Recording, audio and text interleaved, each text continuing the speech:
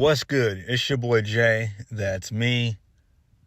Let's get into AEW Dynamite for November the 8th, 2023. Not a good show, for being honest. It's not a good show. A lot of that stuff did not make sense. The only thing that saved Dynamite was basically the ending of the show. That was it. So, we kicked the show off with Tony Schiavone and MJF. So, Tony Schiavone, he's with MJF. MJF says that it only takes 3 seconds to lose the title, and Jay White did something that no one could, and he should savor it. So, MJF gets a phone call from Adam Cole, and it's a FaceTime from Adam Cole. Adam Cole says he's worried about the match at Full Gear with the Guns, and MJF should take Samoa Joe up on his offer. MJF says he's got it. And then in comes Daniel Garcia in 2.0. And so MJF and Daniel Garcia, they have some words back and forth for a little bit. And Daniel Garcia says MJF is going to get the pro wrestler tonight. And then we get Adam!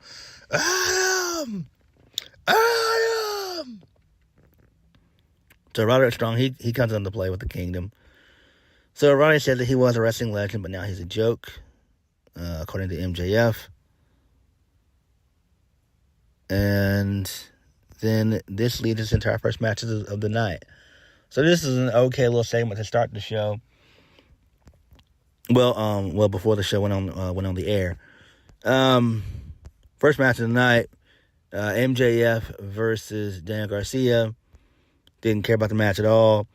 MJF gets the win via the armbar, the Fuji armbar.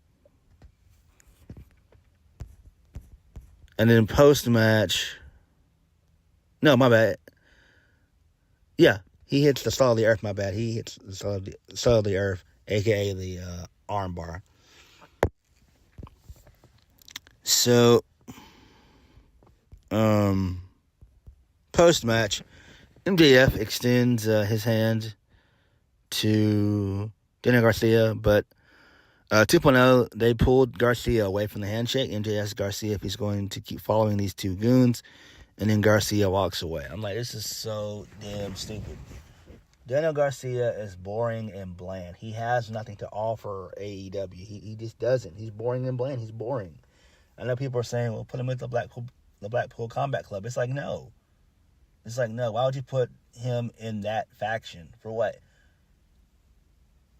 The reason why that faction is legit is because of Daniel Bryan. I mean, because of Bryan Danielson, Claudio, and Moxley. That's it. Wheeler Yuta he sucks. So why would you add another person in there in the form of Daniel Garcia who also sucks? No. It's like, no, we don't take those guys seriously at all. They are just comedic jobbers, in my opinion. And that's how they should be booked. They're not serious guys. These guys aren't even guys of the future. These guys should just typically just be enhancement talents. These guys should be, how your Kurt Hawkins was when he was in WWE. When Brian Myers was Kurt Hawkins. That's how they should be treated. They should be treated like that. That's just my opinion. Moving on. Darby Allin and Sting versus the Outrunners. So, Darby and Sting get the win very quick into the coffin splash, and then Sting locks in the Scorpion Deathlock. That was it. This is fine, but I'm not really understanding what was the point of this. I really don't get it. It was kind of stupid, if we're being honest. I feel bad for Sting. Sting for the last 3 years have basically, he's basically been Darby's babysitter. He's babysat Darby for 3 years. That's it. That's all he's done. And jump off shit. He hasn't been in any memorable feuds or anything like that or whatever. He's not done much of anything. He's just not. Sting was at his best when he was in TNA all those years ago. That's when Sting was at his best. That's the best version of Sting that we got. TNA Sting, and then when he was Joker Sting in TNA as well. TNA treated him the best he's ever looked. And that was 10 years ago. Actually, no, that happened in, 2008. The Joker Sting stuff, we didn't get that until like 2010, 2011. So, yeah. But it is what it is. We got no Ric Flair on the show, so that's okay, I guess. I mean, Ric Flair is just there just to be there, honestly. And that probably could be a way to lure Charlotte into signing with AEW, since her father is there, and also since Andrade is there. So that could be a way to entice Charlotte to dip her toes into AEW. Moving on, we get a sit-down between Timeless Toni Storm and Hikaru Shida. They have a sit-down with Tony Schiavone in black and white. They just jaw-jack back and forth, and then they signed the contract, and that was it. Toni Storm tries to throw her shoe at Shida, but Shida blocks it, and then they just stare each other down, and that was it. Moving on. Swerve Strickland versus Penta El Zero Miedo. So Swerve gets the win via the Swerve Stomp. Very decent match here. Post-match was solid. Hangman comes out with a steel chair. He beats down a couple of security guards. He's able to get land a couple of chair shots on Swerve, but he didn't. When he did the chair shots, they didn't seem aggressive to me. It wasn't like it was like a man possessed. He was just barely hitting Swerve. He should have, done multiple chair shots, like a good 8 or 9 chair shots to Swerve. And then security came out to separate the two. Hangman hit the security guards in the ribs with the steel chair, and then Hangman did a dead eye through the table.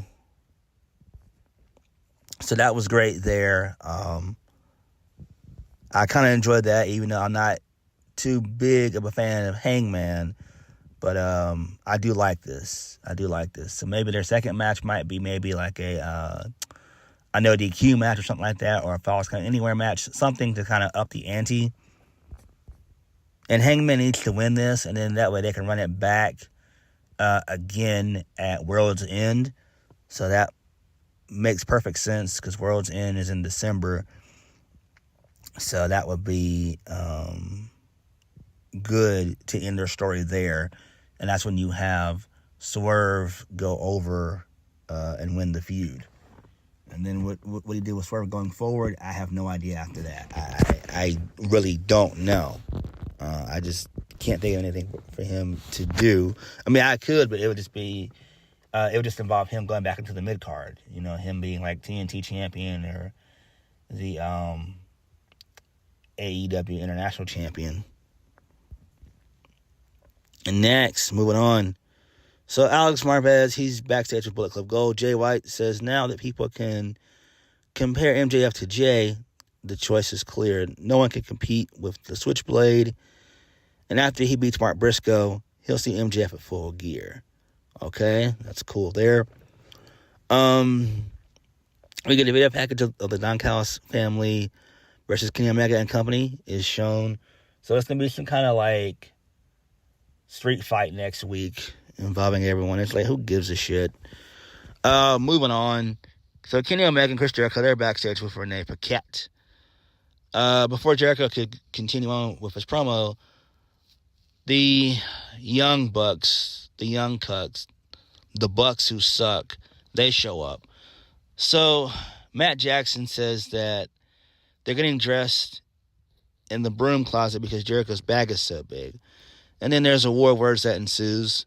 So Matt challenges Chris Jericho and Kenny Omega to a tag match at Full Gear. Kenny Omega says they can beat them, and they will. Matt says if the Bucks win, the Elite is back. Jericho says he can't wait to beat their spoiled brat asses. And again, this is something I don't give a damn about. The Elite are stale, just like New Day. They are stale as fuck. I don't like the Elite anymore. I just don't. The Elite, Bullet Club, in those two worthless factions. It's not 2012, 2013 anymore. It's not. That was 10 years ago. It's time to end the Bullet Club. It's time to end the Elite. I don't care about the Bucks turning heel. I don't care about Omega turning heel. These guys need to reinvent themselves.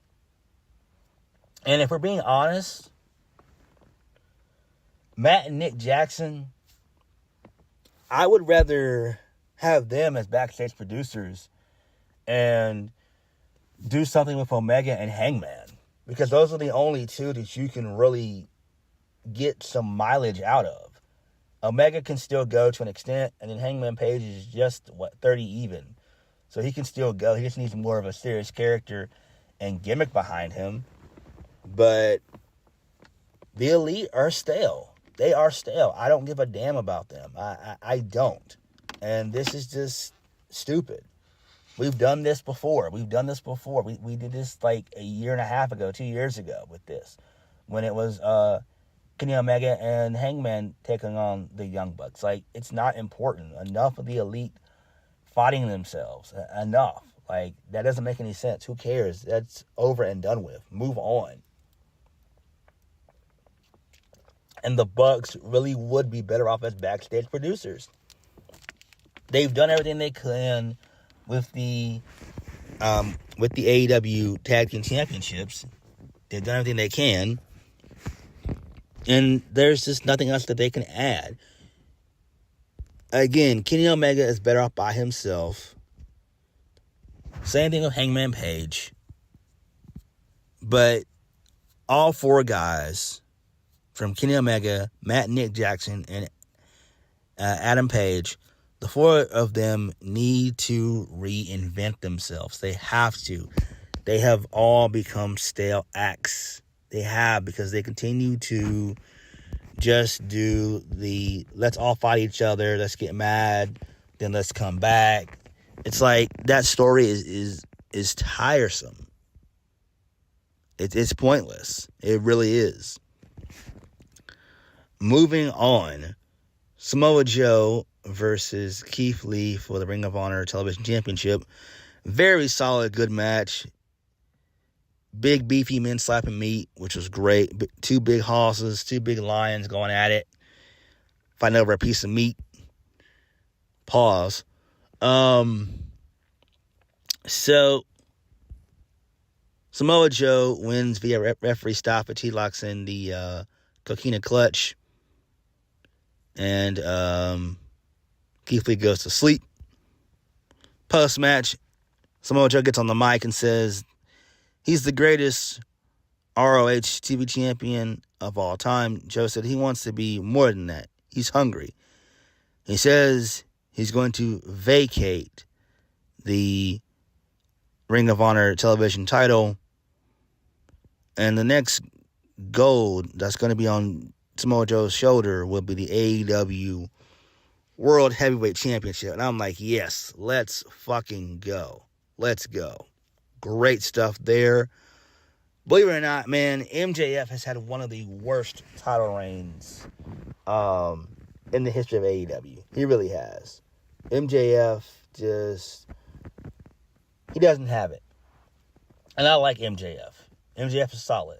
But MJF as a champion, not good. Not good. Just not good. I am ready for Samoa Joe to be AEW champion. Let's just be honest here. All right? MJF doesn't need to be world champion for much longer. He doesn't. I think Samoa Joe taking the belt off of MJF would be fine. I know some people have said Darby Allin. That could work too. But I would much rather see Samoa Joe be the one to dethrone MJF or even Wardlow. Moving on. So Orange Cassidy, he's in the back with Hook.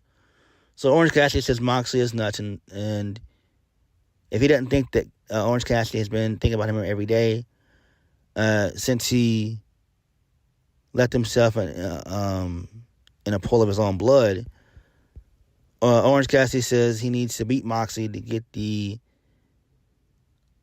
be the international champion that he knows he is.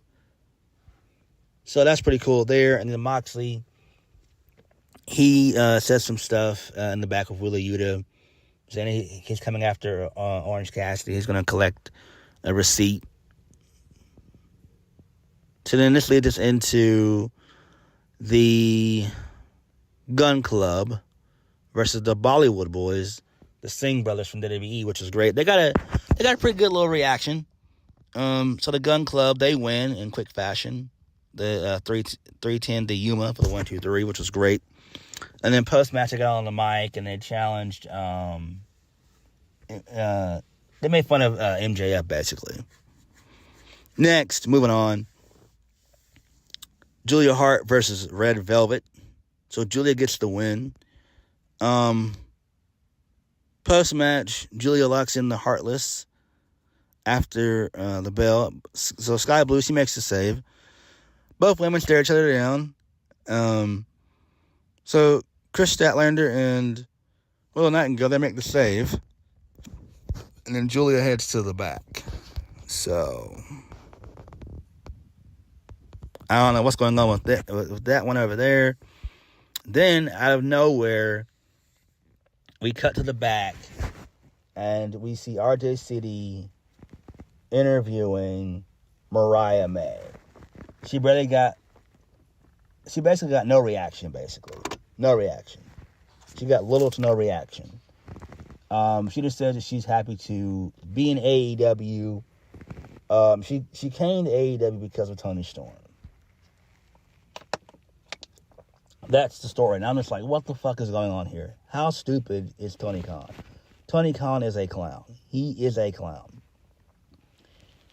You should have not had Mariah May debut on a random episode of AEW Dynamite in Portland, Oregon. You should have had her debut at Full Gear or even at World's End. When you do debuts, you need to do debuts at pay-per-views. That way they can be surprised. That way the crowd and the people watching at home can be surprised. And it seems like what they're going to do with Tony Storm and Mariah May, they're going to have them together as a team and then probably break them apart. They're probably going to go with the Mickie James and Trish Stratus way of doing things. So that would be great if they end up doing that. Main event. Mark Briscoe versus Jay White. Jay White wins via the Blade Runner. And then post-match, MJF music hits. So MJF takes out the Bullet Club from behind. He takes them all out with the Dynamite Diamond Ring. And then Jay White makes eye contact, and then he bails. MJF says playtime is over, and that Jay White will have to get into the ring with the generational talent, MJF. MJF says that Jay White will have to kill him to beat him. And for the first time in his life, he's fighting for more than just him. He's fighting for Adam Cole, for everyone at home, and for everyone in the arena. He's not just a scumbag. He's our scumbag. And then the lights go out. And then the Acclaimed and Billy Gunn, they're being jumped by 4 masked men. And then Anthony Bowens gets tossed through a table. Tossed through a glass window. And then the Devil makes eye contact with the screen, and MJF retreats to the back to find the Acclaim. MJF makes it to the back, finds everyone beaten up, losing it. Samoa Joe shows up, walks up, and says, "Looks like you're running out of friends, champ." And then he starts laughing. So that was solid. You couldn't see the guys' faces still, but I think the 4 guys who attacked who attacked the Acclaim are probably going to be Roddy and the Kingdom, and probably a returning Kyle O'Reilly. There's 4. The person in the devil mask could be Adam Cole. It very well could be Wardlow, because he cut a promo earlier on in the night. Forgot to mention that. But he cut a promo saying that he's coming after MJF. He's going to make his life a living hell. So that could be it. I'm hoping we get the devil reveal at Full Gear versus waiting until World's End. I know people want World's End to be like a big payoff. And I mean, it would make sense. But I mean, it's really the final pay-per-view of 2023 for AEW. I really want them to reveal the devil at Full Gear. And then that way you can start a storyline from there that continues on until we get to World's End. So we do need to get that debut of the devil. I think it's Adam Cole. I really do. I don't think it's Wardlow. I don't think Wardlow's the type of guy or character who's going to have other guys around him. That's not how Wardlow rolls. That's just not him. Wardlow could easily destroy Max by himself, if we're being honest. But AEW Dynamite was okay for the most part because of the ending of Dynamite. Other than that, Dynamite was just utter shit. It just was not that good. We got okay matches, but who cares? Like, we need a story, you know? Wrestling is not about the moves and the matches. We need story and larger than life characters. And Dynamite just does not have that at the moment. What did you guys think? Like, comment below, and subscribe. I'll catch you guys later. Peace.